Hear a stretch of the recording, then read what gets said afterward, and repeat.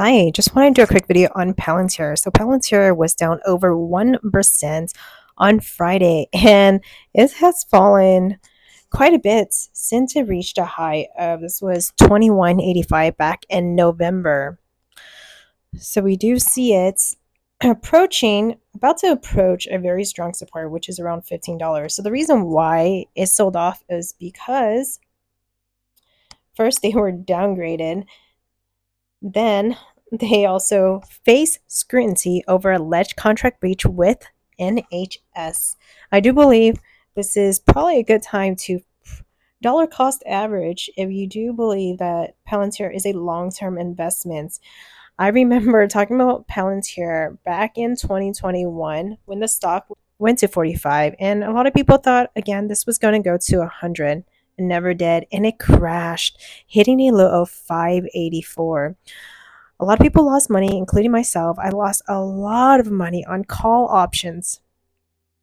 And there were so many opportunities I had the chance to get out, but I didn't, thinking that Palantir would actually go back up, but it never did. So, again, if you're thinking about buying Palantir, I would suggest just buying common shares because you don't know when this stock is going to go up.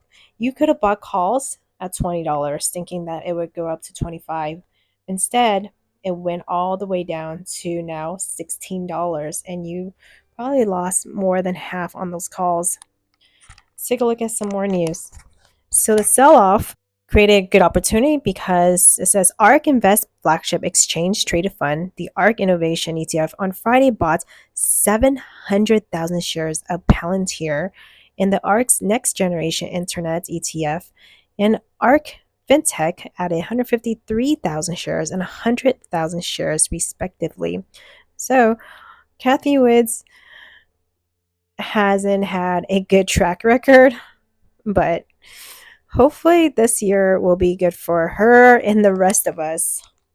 So let's go ahead and take a look at some of these options. I do have put credit spread, so this is a bullish move, but again, they're getting breached because I thought that it would actually, I thought $20 was going to be would act at it as a support, but it didn't, and then it dropped, and I thought 17.50. Nope.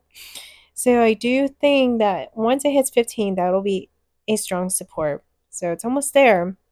And we can see that the RSI here is at 35. So every time it hits 35 or lower, we do see a bounce. So let's go ahead and take a look at these options. So for next week's expiration, you can see a lot of people are buying calls. But again, if the overall market continues to go down, it's going to affect Palantir. And for January 19th, you have a lot of people expecting the stock to go to $17. 6,000 volume traded on Friday and 22,000 open interest. Wow. You can see here that the 25 strike was a very popular strike. And these calls were $2.50. And back in 2022, they were above $8, $10. You can see how much value it's lost. They're practically worth nothing.